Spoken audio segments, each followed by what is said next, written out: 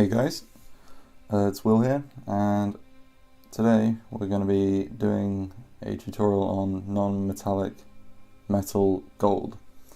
Now I'm going to be using Rabute Guilliman here as an example. I'm going to be doing his chest piece and the back area, just because there's quite a lot of different shapes and techniques to be used on him. You can see here I've already started base coating some other areas, and the kind of gold we're going for today is like a bright shiny gold, not too dark, kind of matte, and we'll only be using a few colours. So as our base colour, English uniform 70, 90, 921 even, model colour Vallejo, and then Japanese uniform, World War II, 17923, again Vallejo.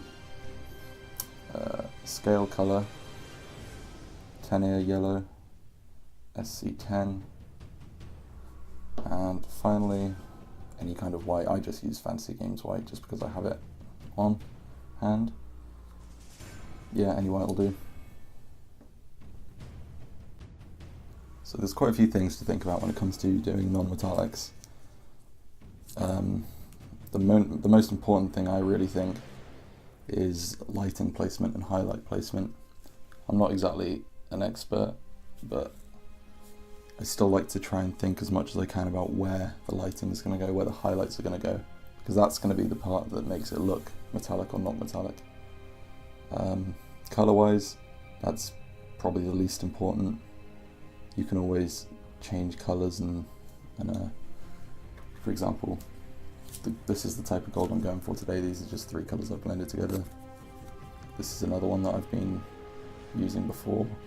So you produce different outcomes, but overall they're things that can be changed and easily and thought about differently. But the most important has to be where you place these highlights, where you place the shadows, because that ultimately is going to be the part that translates to other people whether or not it is metallic or not, because of course you're not using any metallic paint, you're just relying solely on your ability to blend and place lights. And yet blending, that's another important part, but again, that's something you can just practice and practice and practice, which is handy. Anyone can blend given it enough time. But I can't stress enough how important it is to, for example, find reference material, find images and even objects that are metallic, and just see how light plays off of them, so you can understand surface details, material definition. I mean, you could go into it forever if you really wanted to, but having that basic understanding of how the light would work really puts you a step up on non-metallics, just because that's kind of hard. You can't practice knowing where light goes, really. It's more of a thinking thing than a doing thing. But yeah. So first up, I've got my base colour English uniform. What I'm going to do is I'm going to go around all of the chest, all of this top area that I haven't done yet, and I'm going to base colour it. Nothing special, just thin coats, build it up to a nice flat, even tone, and then we'll work on from there. Right, now I've gone in and I've done a few base layers base coats of the base paint we're using. I've done it in thin layers, built up to be a nice even tone. Took a while just because there's a hell of a lot of trim. But you can see we've got a nice space to work from. Now I'm going to start building up the highlights, the areas that are going to make it look reflective and golden. Now the colour I'm going to be using is Japanese uniform World War II. It's slightly brighter, but the method that I'm going to be doing this is basically blocking out the highlights. Now, there's lots of different ways you can create this look. You can off the bat blend up into the lighter colour and then blend up into the even lighter colour. You can sketch it in and then glaze, and there's all sorts of ways, but the way I'm going to do it is by blocking it out. So I've got my middle tone, the Japanese uniform, and what I'm going to do is find an area. So I'll talk you through my thought process. Because of the highlight placement, to highlight place, what I'm going to do is do it so the light's coming directly down on the front to accentuate that form. One thing you don't want to do though is just create one source of light, because honestly, like, if you look around you right now, light's coming from everywhere. There's multiple lamps probably, there's windows, there's bounce lighting, which is just light reflecting off surfaces. It's all over the place. So what's one good thing to remember, good practice, is never keep it just down to one light source or one highlight. So I'm going to start by, like I said, picking up the middle. So we go here. You see it's very, very rough. There is no blending whatsoever at this point. And what I'm going to do is now catch this underside here, not underside, this curved surface, and maybe even just a little bit there.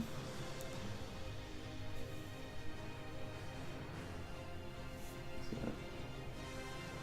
you see I've got 1, 2, 3.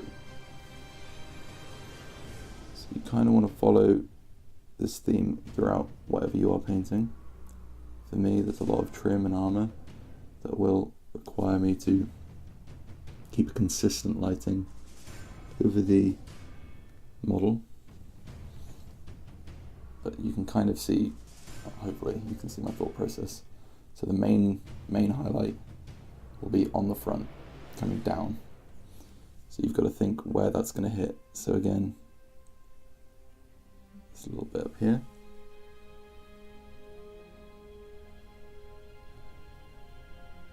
Because of that trim.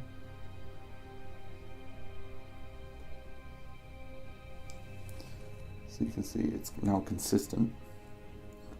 You can really see the consistency there, which is what you want to kind of be thinking.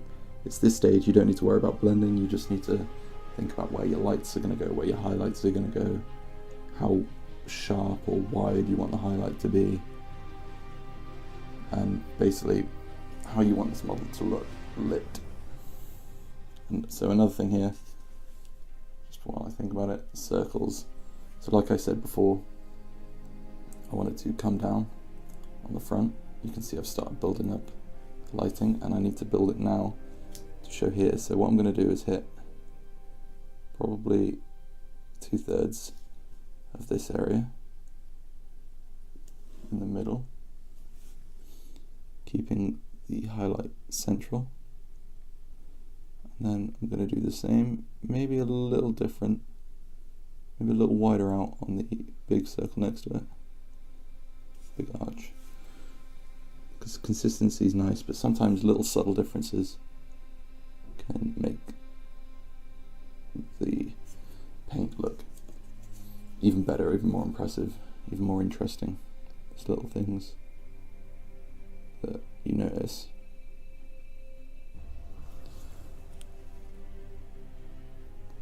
So now you can see there, I've got very middling highlights there, there, there, and there. So that's my primary light source and highlight area. Now this will change depending on the model, the shape, what kind of lighting you're intending to have. But it all kind of, it's the thought that is the important part. If you have that thought in your head of understanding what you want to accentuate, what you want to bring out in the model, and then understanding that there's going to be subtle little reflections elsewhere, That's the important part, because once you've got that in your head, you can apply that to other models and other shapes. So now what I'm going to do is probably going to start bringing out some of this trim over here. So again, just blocking it out, thinking where the highlight's going to be, and because you can see the shape of the breastplate here, it makes it quite easy to know where it's going to be brighter and where isn't.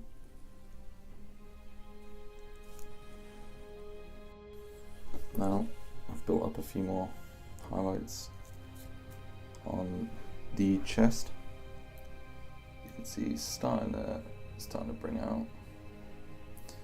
Now one thing I will say is you want to keep applying layers till it is a strong base coat of the colour of well, what I'm using is Japanese uniform.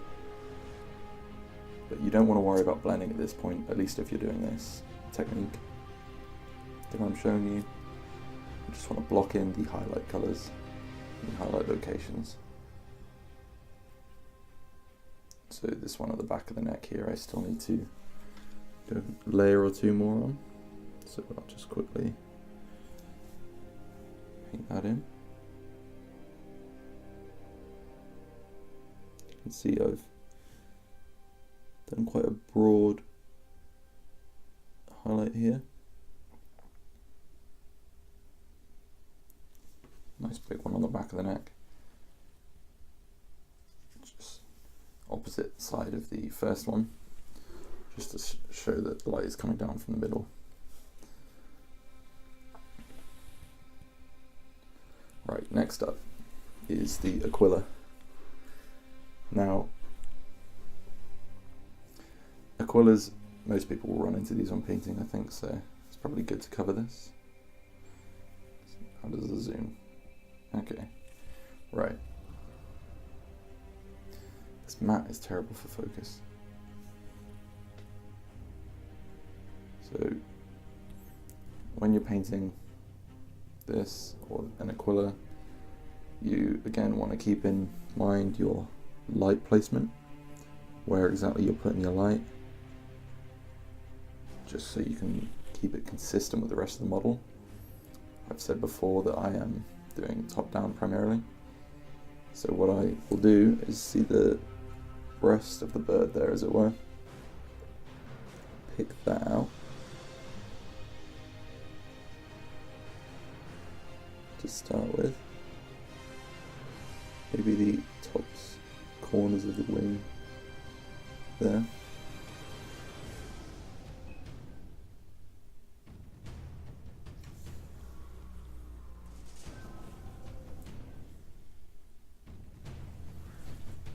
So, nothing too extreme.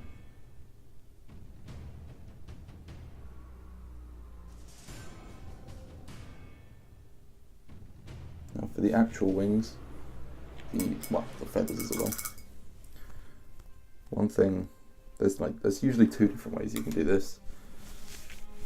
Sometimes you can do like I did here, where the ends are highlighted, or you could highlight the inner area. So the inside area here. Now, it depends how confident you are. It may, if it is your first time using non-metallic metal techniques, it may be just more comfortable for you to work from the outside of the feather like I've done here. It's fairly simple to understand, and it doesn't look half bad. Usually it gets more complicated when you start working from the inside of the wing. But with these areas, what I'm going to do is from the outside, so like I've done here, to keep consistency, remember. So it's very fiddly. I usually put my face right up against these just to see it when I paint.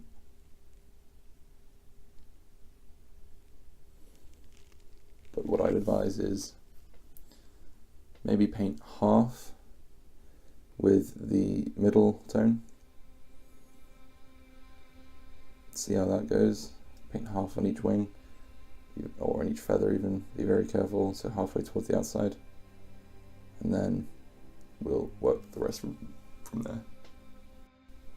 Right, I've added some of the highlights to the wings.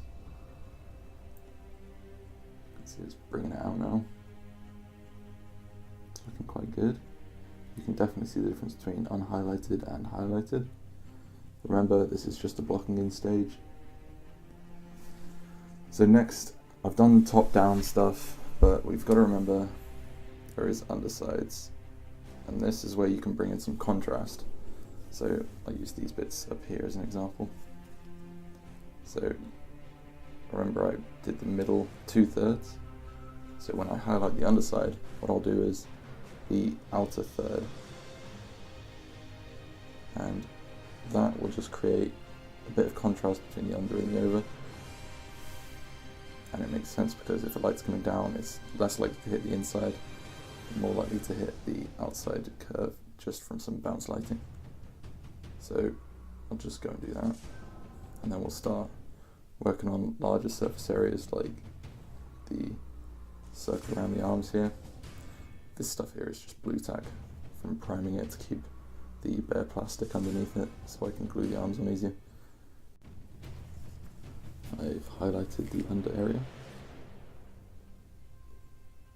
It's only a very little bit, but it's enough. Remember this side, I can't stress it enough, this section, if you are following this method of blending and non-metallic, then nice strong bold highlights blocked in. Hard edges don't matter, we can blend those out later on. But yeah, that's that. Just put my paint t-shirt down now, just in hopes of it actually auto-focusing on the body, which it seems to be doing. That is perfect, right. So back to painting. Now,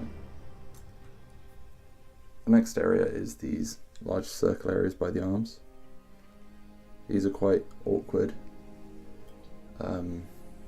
shapes, so it'll be interesting to see how they work.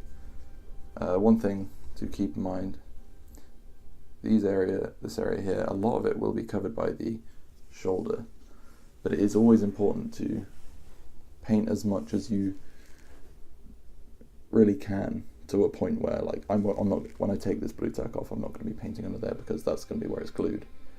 But painting here, despite the shoulder pad going over the top of it, will just keep consistent, keep your head thinking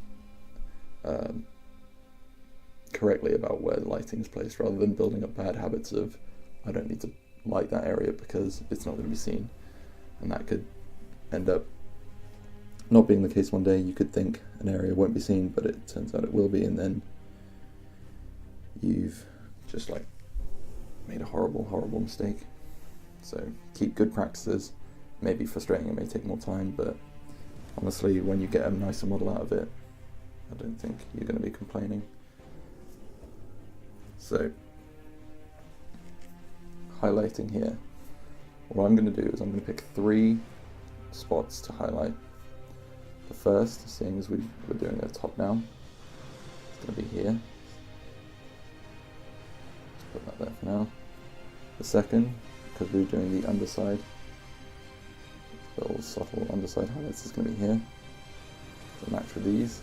And the third is just going to be a bit of a subtle back one over this kind of area. So our main one here to show consistency with the top down, back here to give some sort of backlighting. Again, this will be very hard to see on the actual model, but it's nice to practice and to keep good habits. And this, because we've underlit areas like this, so to keep some form of reflection and nice underlighting. So I'm going to block these areas out to how I think they should conform to the shape, and then I'll show you how that looks in the end.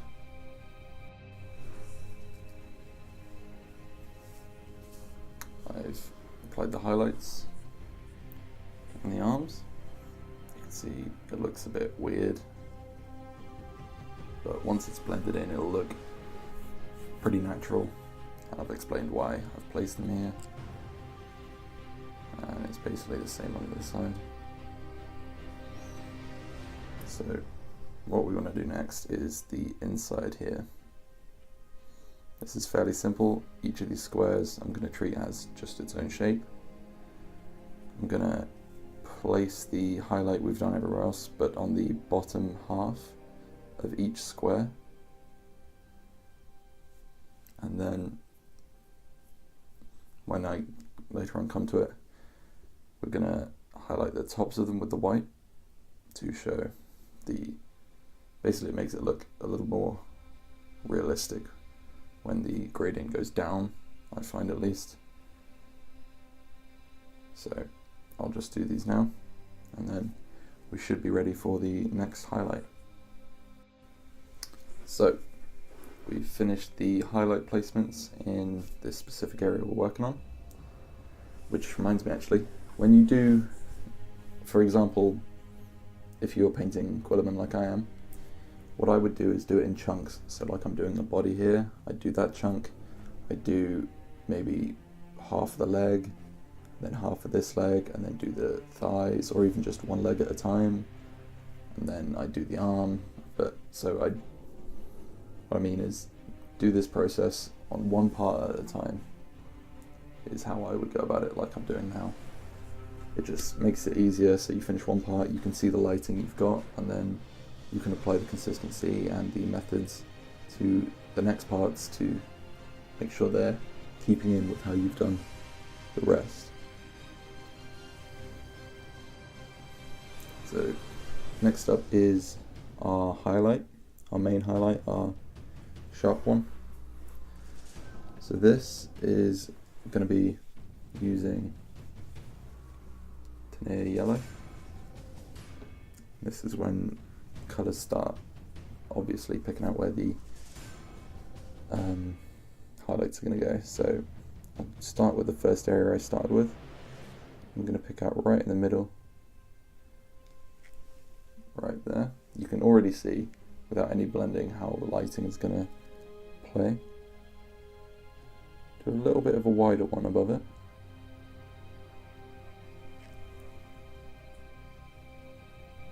And then maybe on this reflection down here, maybe catch just the very bottom edge. Remember, this is a lower reflection, so it's not going to be hit by the main force of the light that we're imagining, as it were. But as with the last one, you want to build up strong block-in colours. So I've done that there. Do a little bit here.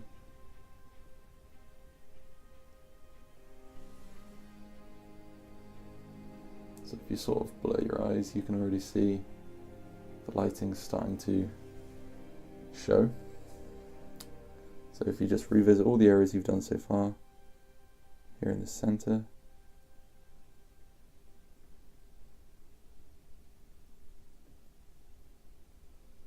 maybe catch a little bit at the ends of these.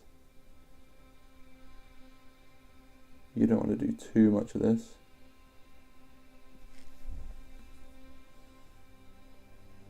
There you go. Now, I've added a few more of the highlights, just to the trim areas and whatnot. You can see I've placed them central on a lot of areas. Here I've added a sort of triangle, that will be blended in later. On the tops of the circles, on the chest, the edges of areas. Do some of the trim down here, just a little bit.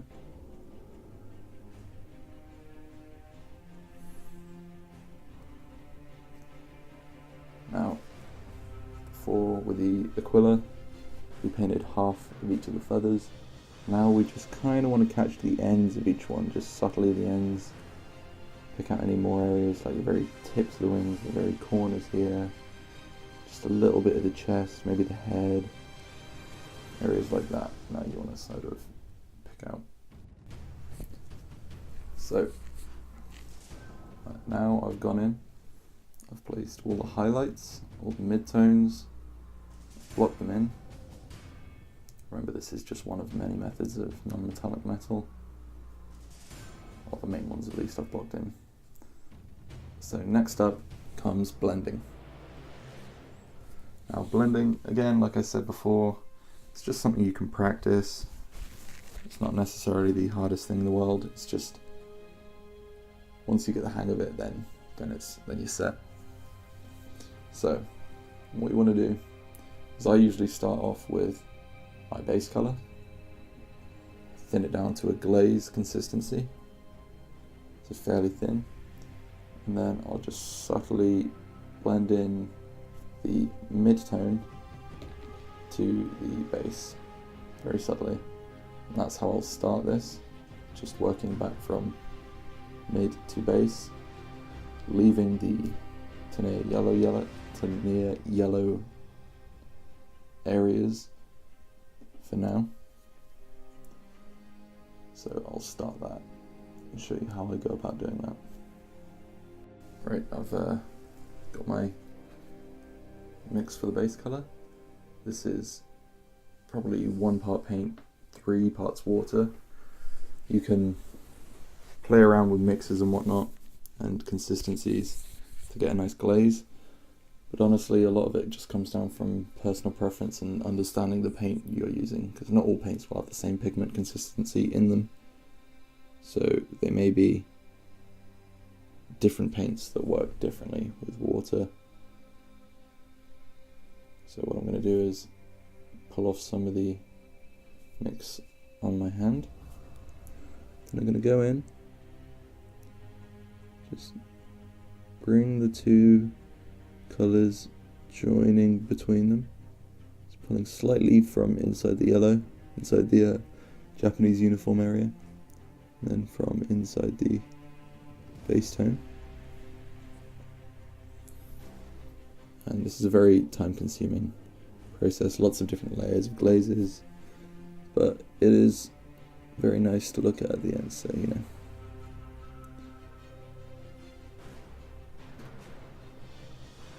So yeah, just pulling a little bit from the mid-tone, and then pulling from the outer edge of the base tone.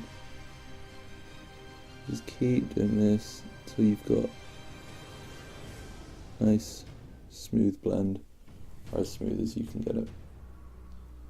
Now this is like I said, time consuming, lots of layers, but make sure you wait for each layer to dry before you apply the second one. Other than that, there's not really much to blending. Obviously there's different methods, dragging, so I'm dragging the darker colour back from the highlight, from the next highest colour. So usually you drag the darker colour into the recesses. So what I'm doing is taking the base colour, placing a little bit into the secondary highlight, and then bringing it back into the base colour.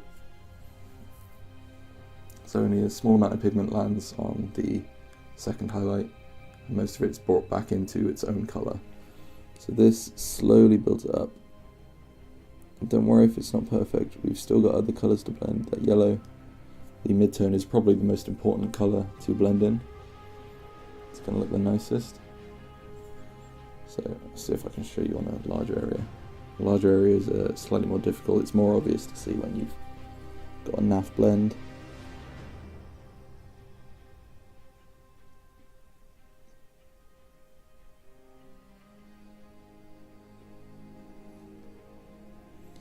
So just taking my time.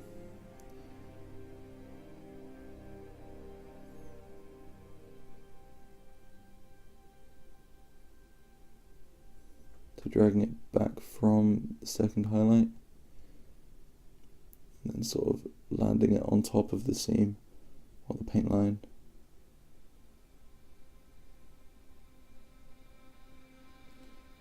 And if you keep doing this and building layers up and layers up, you'll eventually get a smooth blend. So I'm going to go around and do that and show you the outcome.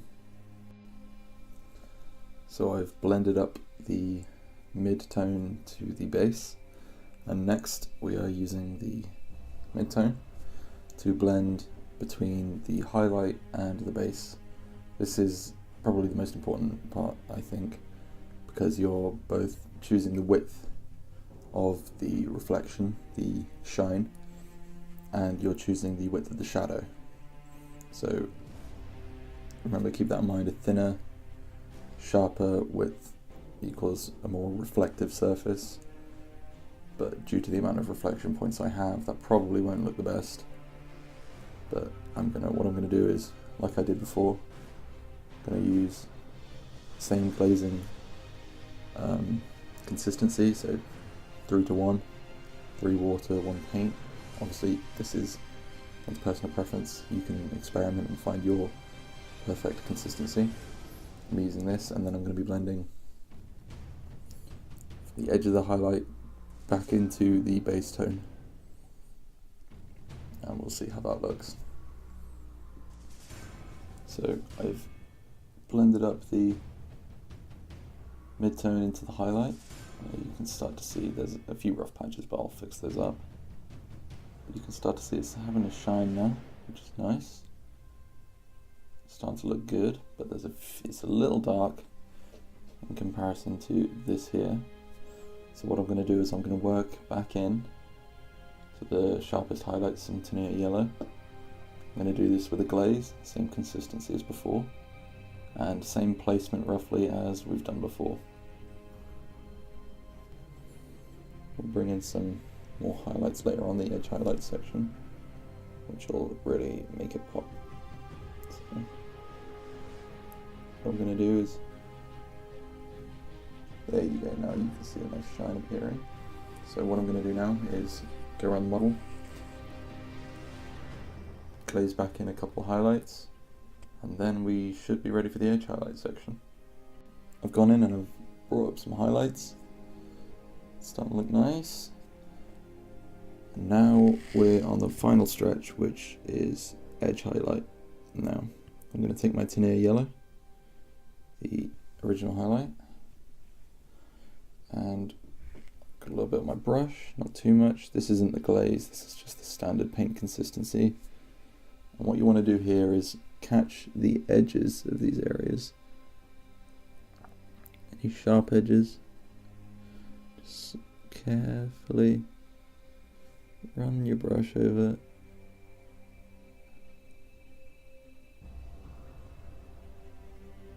Now, depending on how much you've thinned your paint, you may only need 1 coat of this. Sometimes it may be safe to do 2, just to bring it out a little bit. If I just catch this side, I'll show you the final outcome of the edge highlighting. See, we've got a little bit more to do after, involving adding white just to really bring out some shine.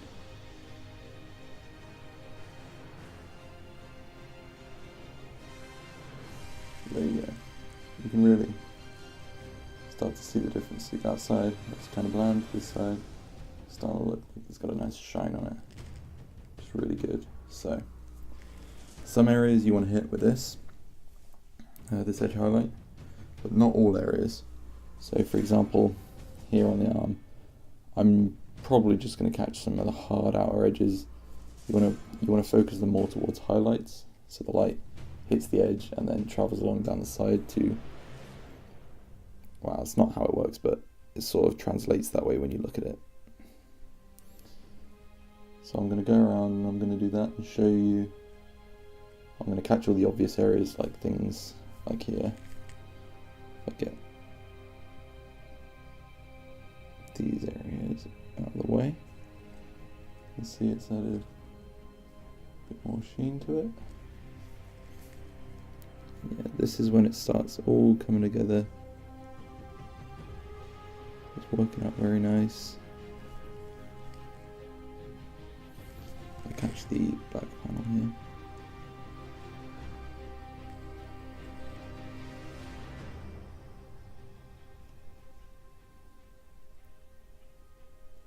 So I'm not going to go all the way around here. I'm going to stop maybe about there. See how that looks. Of course, the more subtle you are with things, the easier it is to see if they work. And if they don't, then you can just add more. Now look at that. That's really starting to look shiny, which is perfect. So, one thing I will actually mention, if I zoom in, the Aquila. Now this is quite a hard area. Ideally you want to catch the down edges of each of these little feathers, and you can see how fiddly that is. So fortunately there is actual lines there for you to follow, but just be as careful as you can. Use a small fine tipped brush and just try and catch these little edges along here. Remember, subtlety, but that's kind of what you want to get in the end. So I've gone in and I've done all the edge highlights in Tenere yellow. Kept them quite subtle, but it's added quite a nice shine to the model so far. And the next and final part is white. Now this I'm going to use for harsh edge highlights, so capturing the areas right next to the closest highlight, and I'll also put a little dot of the white in there as well. I'll show you what I mean. So I just catch right in there, very, very, very light, tiniest little bit, and then I'll come in just on the lead up to the highlight, at the white edge highlight.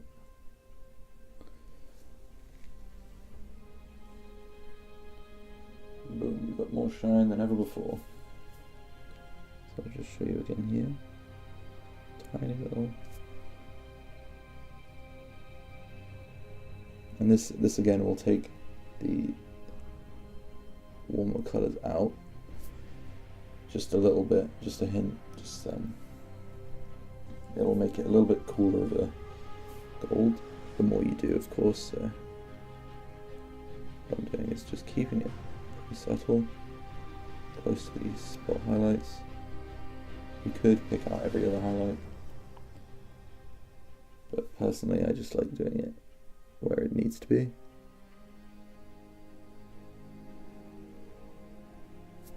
Do some other areas just to show you where I like to do it. The inside of the neck here.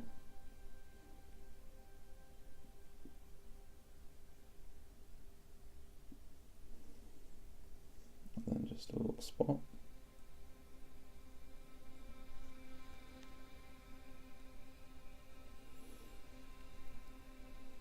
But just some areas where you don't need to highlight. Still add a little fleck of white, and it'll just bring it out, add that shiny look.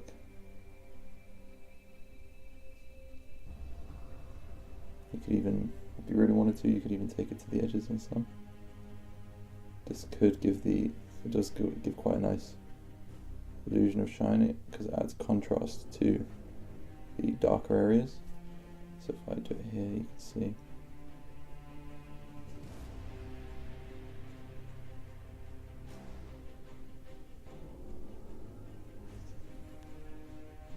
Okay. So, as always, what I'm going to do is I'm going to follow these techniques that I've just used and try and apply them to the other areas. I'll come back and show you how it's done. And here we have it, the finished piece. Looking pretty good if you ask me. I'll see what it looks like in comparison to the shoulder. So nice, it looks pretty consistent in terms of lighting and tone, and I think that'll look really good on his arm. So hopefully these methods and techniques and advice I've given are helpful. You can, like I said, they can be applied to anything, any shape, any form, and yeah, actually I will say, and I will reiterate this over and over again, the most important part of non-metallic metal and painting it and understanding it is lighting.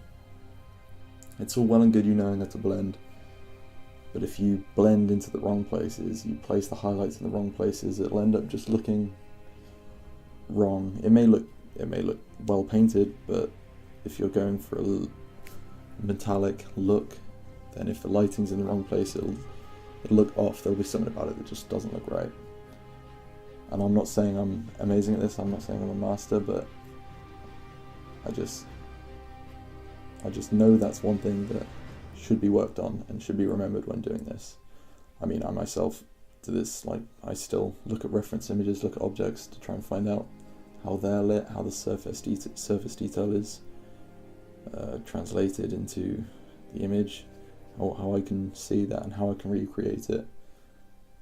And yeah, so colours and blending, they're important, but nowhere near as important as knowing how to light something, how to place your highlights and whatnot. So, like I said, I hope I was helpful. Hope this was somewhat useful, and don't forget, if you've got any questions, ask away. And yeah, thanks for watching. Just a little addition onto the end here. So I was editing the video and I put a picture of these up on Instagram, and I got some really good feedback from Tommy Sewell. I don't know if I'm pronouncing his last name, but he is a fantastic painter and he's just a great guy, and he gave me some really good feedback about adding more contrast and tones into the darker areas, because at the moment it was kind of, I mean, I think it's pretty nice, but if I could brighten the light colours by darkening the dark colours, if you understand what I mean. So when you make a shadow darker, it makes the light next to it brighter, or at least to the eyes it seems brighter. So what I've done is I've done a little test piece here on the shoulder. I've glazed in some Dune brown, just very subtly, and it's given it a nice warmer, more contrasty tone, I feel. Different colours. So you can see there immediately there's a lot darker areas. I think that actually looks quite nice. Just to add that in. So what I'm going to do is I'm going to go around and do the same process as we've talked about before on this model. So glaze in some Dune brown. So the way I'm doing it is basically 50-50 Dune and our base colour, which was English uniform. 50-50, I'm going to pick out some of the shadows, and then just place some of that in there. And then what I'll do next is probably about 75-25 of Dune and then almost pure Dune and I'm watering these down into a glaze consistency, of course, just to make sure it's nice and thin when I paint it on.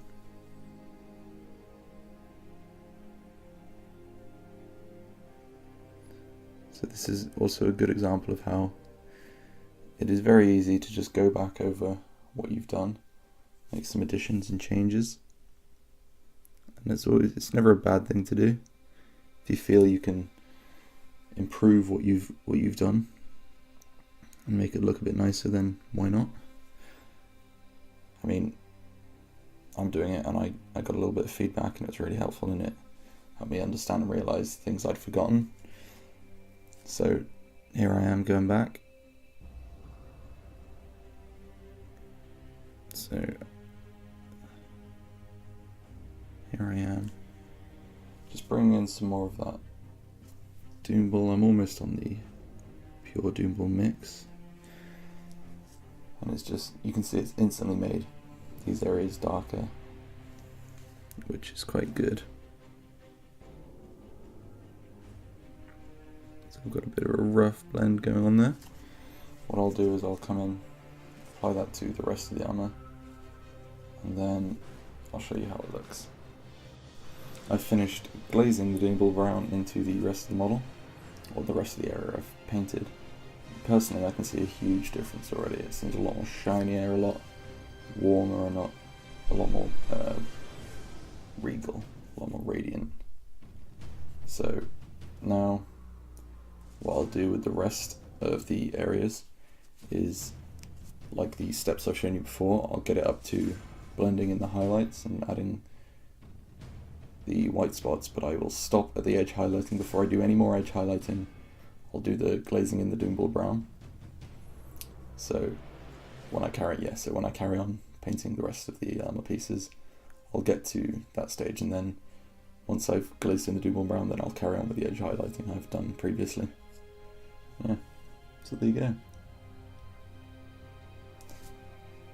So thank you again. I hope this was helpful, and I hope this gave you some insight into at least how I think about these things and how I go about these things. But thank you very much for watching.